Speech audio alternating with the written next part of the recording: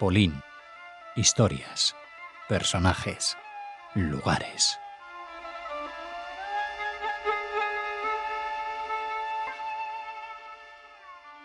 Comienza un nuevo Polín, Judíos Polacos, con Elżbieta Borkiewicz. Hola, Elżbieta.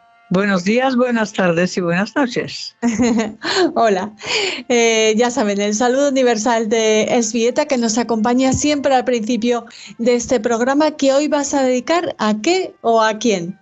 Bueno, hoy bajamos a los bajos fondos polacos en la época de entreguerras. Así que vamos a hablar del mundo del AMPA. Ya, ¿te acuerdas que hace tiempo ya hablamos de Max el Ciego, que era el famoso ladrón, que unos decían que era ladrón puro y duro y otros decían que era un ladrón que quitaba a los ricos y regalaba a los pobres? El Robin Hood judío, ¿no? Robin Hood judío, bueno, es el personaje que existió de verdad y que hay muchas leyendas sobre él. Pero bueno, hoy vamos a hablar un poco en general del problema de problemas con la justicia de los judíos polacos de antes de la guerra. Y si es verdad todo lo que cuentan sobre la participación de los judíos en el mundo ilegal, ¿no? Porque desde hace siglos se acusaba y se sigue acusando a los judíos de malversaciones, de robos, de tejes-manejes. Siempre el judío era el culpable de todo. Si una tienda se hundía por la ineptitud de su dueño, pues se buscaba culpables entre los judíos, porque los judíos son los que robaban y engañaban según la opinión pública polaca, ¿no? Pero ¿cómo era la situación de verdad? Tenemos que volver a la época de entreguerras, que ha traído muchos cambios buenos para los judíos y para las minorías polacas. Por primera vez tenían representación en el Parlamento, pero el mundo judío y el mundo polaco vivían sin comunicarse, vivían paralelo. O sea, comunicarse, solamente había tres campos en los que se convivían los polacos, ¿no? Y los judíos. Primero era el nivel cliente-vendedor. Los judíos eran vendedores, eran comerciantes, eran propietarios de las tiendas, y los polacos eran clientes. En las escuelas, porque la educación era obligatoria, y entonces la gente se encontraba, los chicos se encontraban en las escuelas. En el mercado, por supuesto, también en la taberna, porque las tabernas mayoritariamente las llevaban los judíos, y también en el ejército. El ejército, porque el servicio militar era obligatorio para todos, pero seguías teniendo faltaba una política clara frente a las minorías, y había abismo entre los judíos, pero no solamente judíos, también bielorrusos y otras minorías, y especialmente después de la muerte del mariscal Piłsudski en el año 1935, cuando resurgió el antisemitismo duro, pues las cosas se han vuelto otra vez difíciles para los judíos, ¿no? Por ejemplo, los judíos seguían sin poder ocupar puestos relevantes en escuelas, instituciones estatales, en el ejército. Por ejemplo, solo 0,46% de oficiales eran judíos en el ejército polaco. 0,46%. Y también conocemos ya el vergonzoso caso de las universidades, con los números clausus y números nullus, ¿no? Y toda esta situación era difícil, que separaba aún más los dos mundos, el mundo judío y el mundo cristiano. Los judíos se protegían pensando en huir, se refugiaban en sus diásporas, y también había muchas diferencias culturales y sociales. Y la mayoría de los judíos en Polonia eran muy pobres. Bueno, en general la mayoría de la gente en Polonia era pobre, porque pocos tenían sueldos y pocos tenían propiedades. Pero curiosamente, en el mundo del AMPA había mucha más igualdad, porque las bandas de delincuentes llegaban a comprenderse y hasta cooperar para beneficiar tanto a los polacos, delincuentes polacos como judíos, ¿no? Tenían el adversario común que era la policía, pero hay que subrayar que los judíos normalmente no eran delincuentes comunes porque estaban mejor preparados para muchas cosas, ¿no? Por ejemplo, los carceristas en Polonia eran una plaga en aquella época, pero casi todos eran polacos. También robos en los negocios, en los pisos, en los campos, robos de caballos, que era también un dominio muy ocupado por los ladrones polacos. Pero los infractores de la ley judíos también colaboraban con ellos porque se especializaban en la compra-venta de objetos procedentes de hurto, ¿no?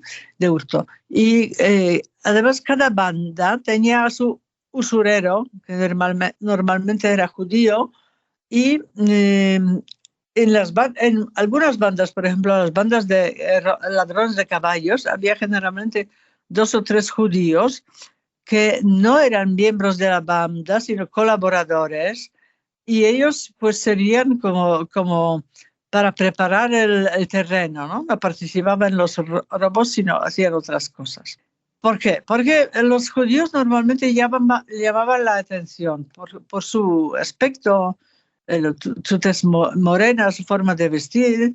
Ellos no solían moverse con soltura en la parte cristiana de las ciudades, y cuando aparecían todo el mundo se daba cuenta de que eran como personas de fuera, ¿no? Los judíos generalmente no hablaban bien polaco, o si lo hablaban con un acento inconfundible, y claro, en esta clase de actividades criminales el conocimiento del idioma era fundamental, ¿no?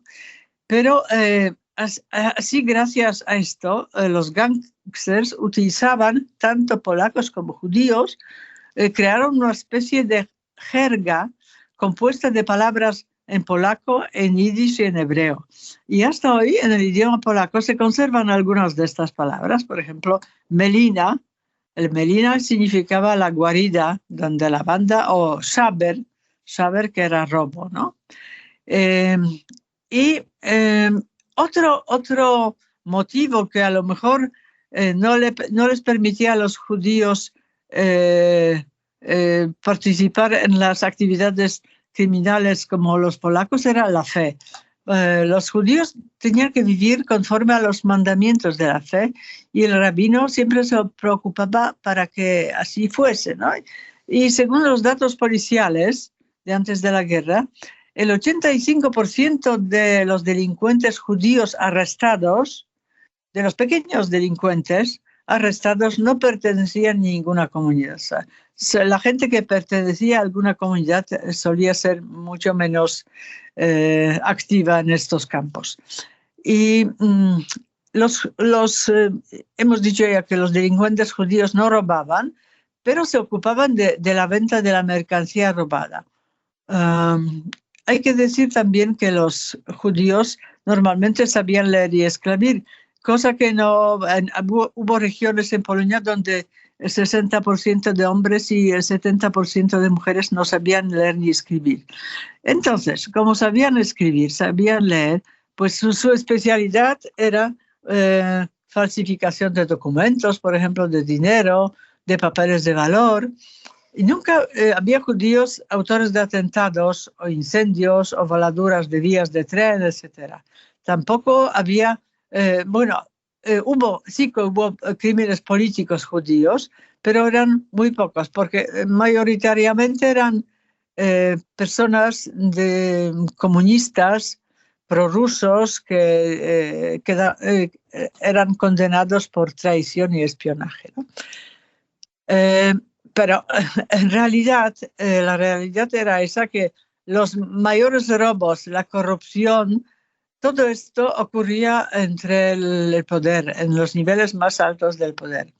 Y ahí no había judíos, por supuesto.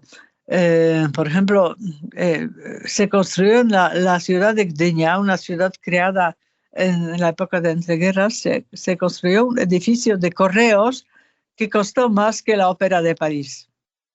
Y los escándalos financieros, el despilfarro, la destrucción del país no eran culpa de los judíos, por supuesto.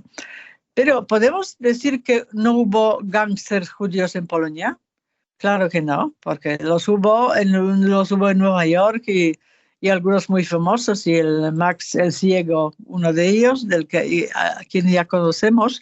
Pero vamos a conocer ahora la mafia más grande de Polonia, la mafia judía más grande de Polonia, que se llamaba Bruderverein, y era una organización que controlaba todo en su época de grandeza, todo el mundo de delincuencia en toda Polonia. Pero fue creada en el año 1911, aún con Rusia de los zares, por dos judíos de Vilno. Uno se llamaba Saszka Lichtstein y Aaron Wójcik.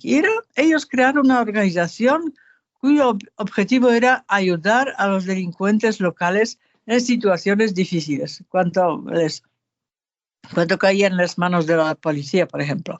Era una especie de agencia de seguros privada y peculiar, porque se refería al mundo irregular, ¿no? Pero pronto se convirtió en una organización mafiosa, y la organización mafiosa que creció rápidamente se convirtió en la organización mafiosa más grande en los territorios polacos.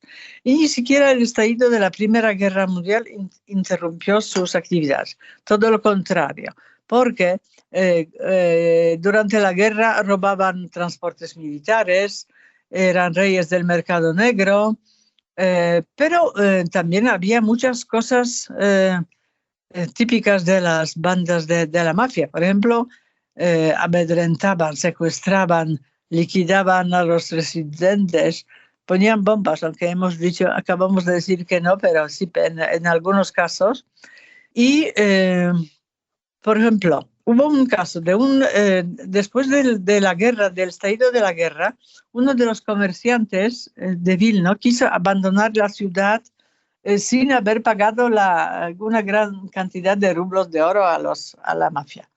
Y además se los denunció en la policía, pero la banda tenía muchos informadores en la policía, y poco después la casa donde residía el incauto comerciante voló por los aires con todos sus habitantes dentro, ¿no? Y la organización era tan fuerte que llegó a tener 1.000 miembros, que eran casi todos los delincuentes de la ciudad y de otras ciudades, porque en cada ciudad grande había una célula. Era tan profesional que tenían sus bufetes de abogados, donde por un lado defendían a sus protegidos y por otro lado tenían documentación de los hombres más ricos e importantes de la ciudad, por ejemplo, la ciudad de Vilno, y los registros de todos los delitos de los miembros de la organización. Era como una cooperativa, los miembros tenían que entregar parte de sus ingresos a cambio de información, protección. Además, estaban casi obligados a ponerse bajo la protección, pagando sus cuotas, por ejemplo. Los dos hombres tenían unos ingresos impresionantes, pero claro, todo tiene su fin, porque los jefes de Bruderverein no cayeron por algún atraco espectacular, sino por una cosa: condenaron a muerte a uno de los delincuentes locales de Vilno que no quiso unirse a la organización. Uno que se llamaba Elka Gurvich, que estaba creando su propia red, su propia organización. Entonces, como no quiso someterse a Bruderverein, él lo mataron en la calle y los compañeros de él, por venganza, informaron a la policía, dijeron todo lo que sabían sobre la mafia, las estructuras, financiación, informadores, y así la policía arrestó a los dos hombres. Ambos fueron condenados a muchos años de cárcel, salieron a finales de los años 30, pero intentaron reactivar la organización, pero ya sin éxito. Así que murió y luego llegó la guerra y las cosas cambiaron totalmente.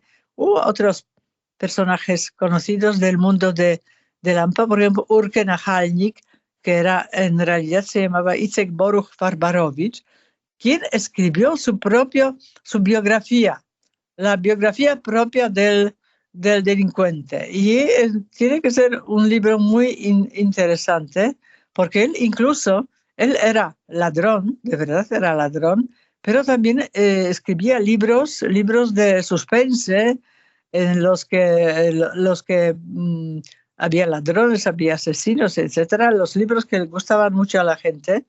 Él venía de una familia judía, le formaron para rabino, pero porque no le atraía más el mundo de Lampa, de robos, etcétera. Y durante una de las estancias en la cárcel, escribió su diario, contando toda su vida. Y este libro es testimonio no tanto de todas sus fechorías, sino de todo este proceso de demoralización que lo llevó a un camino equivocado, ¿no? Y él era muy conocido en el mundo de Lampa en Polonia. Y este libro, este diario apareció en el año 1933 en Polonia. Y no sé si fue publicado después de la guerra o si fue traducido a otros idiomas, pero yo creo que sería interesante poder leerlo, ¿verdad? Tantos años después. Pues la verdad que sí, sería interesantísimo. Gracias por este recorrido por los territorios de Lampa, como tú decías, y te esperamos, Elżbieta, en el próximo programa. Muchísimas gracias. Gracias.